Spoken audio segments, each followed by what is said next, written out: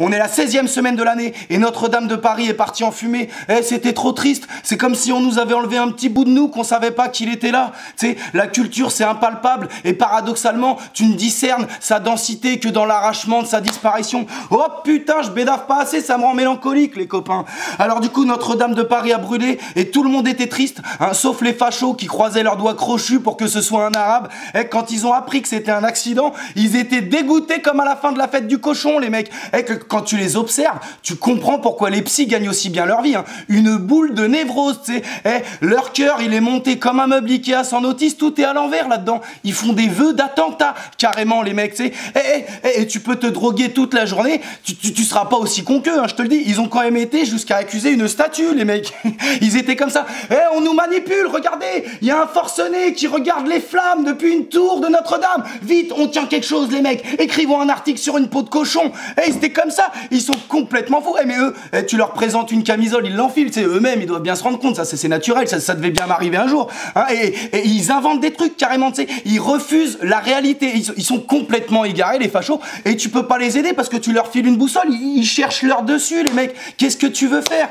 Alors, ils ont même reçu le soutien de Meilleur Habib, le député qui est toujours le meilleur dans le pire. Alors lui, il a exigé la vérité de l'État français pour la présence d'individus près de l'incendie 30 minutes après le départ du feu. Oh, bon après on lui a expliqué le principe du métier de pompier, il a presque compris ce con.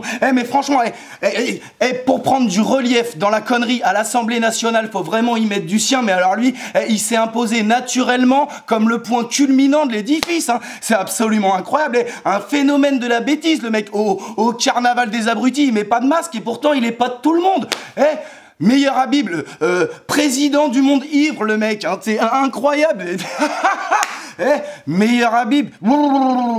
Alors, après, c'est parti en couille, malheureusement, tu sais. Les milliardaires, ils se sont mis à jouer à qui pisse le plus loin pour éteindre Notre-Dame, c'était affligeant.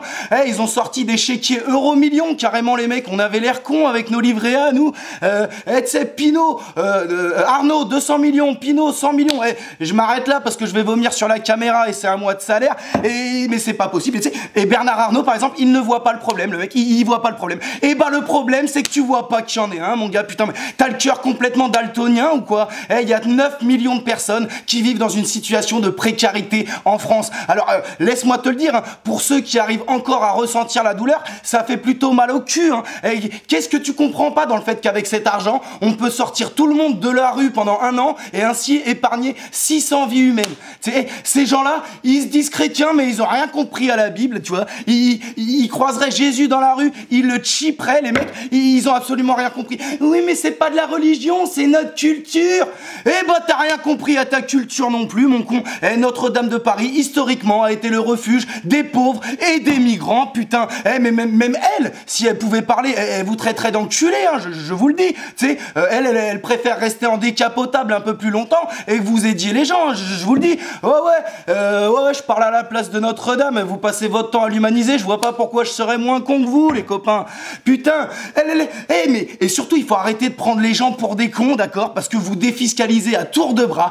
Bernard Arnault, ta fondation Louis Vuitton, c'est nous qui l'avons payé à hauteur de 518 millions d'euros. Alors, tu sais quoi? Tu nous dois encore 320 millions d'euros, plus les 120 que tu vas récupérer de ton don.